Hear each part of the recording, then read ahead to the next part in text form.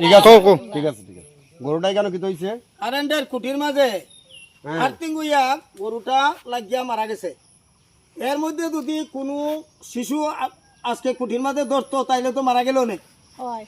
কদমতলার থানাত আমরা জিডিতে আমরা জানাইছি এবং তারা কইছে স্টাফ পাঠাইয়া দিব।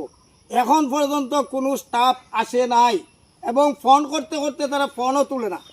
আমরার দাবি হইল প্রথমত দাবি হইল ইলেকট্রিক লাইন ঠিক করে দেওয়া, প্রতি মাসে সপ্তাহে একবার চেকিং করা, এবং আজকে যে গাড়িটা মারা গেছে এই গাড়িটার কি হইতো ইলেকট্রিক এসডিও এবং সাব ডিভিশনাল এসডিওর কাছে আমরা রিকোয়েস্ট করি আর আপনারা আসিয়া এই এলাকার কারেন্টের যে ব্যবস্থা হালচাল দেখিয়া যাওয়ার লাগে এবং এই গাড়িটা যে মারা গেছে তার কি করা এটা করতে হইব।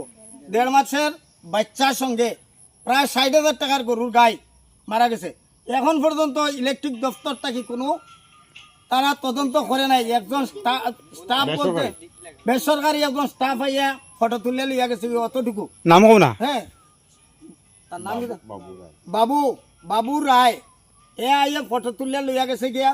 এখন পর্যন্ত ইলেকট্রিক অফিস থেকে কোনো লোক আসে নাই।